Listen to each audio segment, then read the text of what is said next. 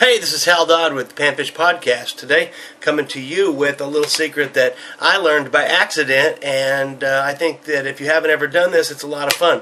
A guide told me one time that it was a lot more fun to catch fish on his own lures, and I had never really done that. I'd always used Walmart crappie jigs and things like that, and I've always said, you know what, for the price of a Walmart crappie jig, you might as well just go out and buy one. Well, then one day I saw how to tie crappie jigs on a website, and a simple one. Well, this is kind of it right here. I want to tell you, when I started out, I didn't have any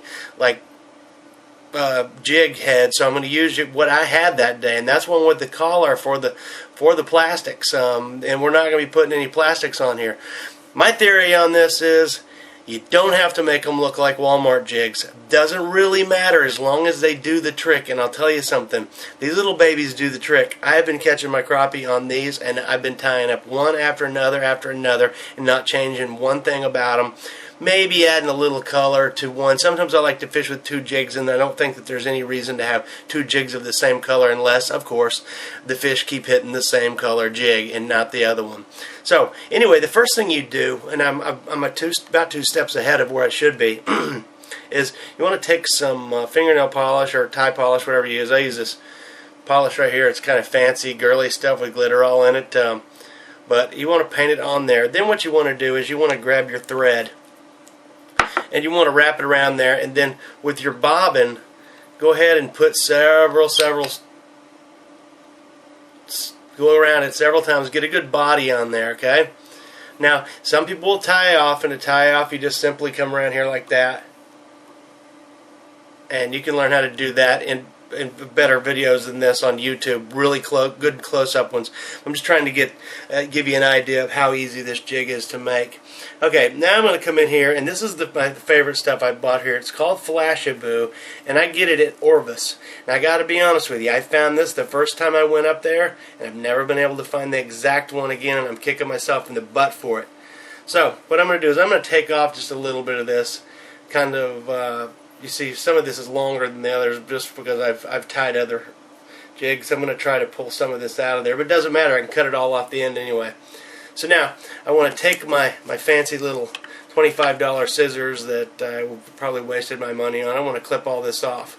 Now, once you clip it off, you want to make sure that no matter how long this end is, you want to make sure this one's nice and flush. And I can just trim it up just a little bit. See what I mean? You want it nice and flush. You take a little off that top. Cutting hair. So now, once again, a lot of guys out there that tie jigs are going to say, this guy's crazy, but you know what? I've been catching fish, so I don't care. I'm going to share this with you. I'm going to place this right here on its back. You see how it's almost to the collar? Now, when you do this, what you do is you come right around, but you don't wrap it tight. Or if you do, it'll pull it all over to the left side of the jig head. Go ahead and come over a couple of times. Now cinch it down nice. Come back over. Slowly cover the top part of that Flashaboo up. Now you're thinking, what about that collar for that plastic that was on there? It doesn't matter. Look at it. If you come back behind it, you're not going to get as much flare in your Flashaboo. Now, there's two things I like about this. Number one, when you are fishing with this type of lure below, say, 20 feet,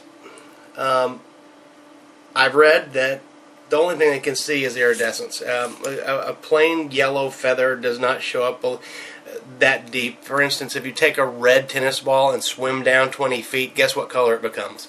Black. So you might as well just be fishing with black, except when you can use iridescence in your presentation. And that's what this has. This has the holographic look that maybe a shad might have.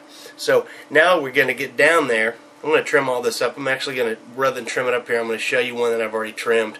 But just to finish this up, now that I've got it wrapped around there several times, I want to tie off right around the collar, tie off again. I'll only do it twice because I'm going to cover it in fingernail polish. Now once I do that, I pull right here. I'm going to come in and I'm going to trim it real short.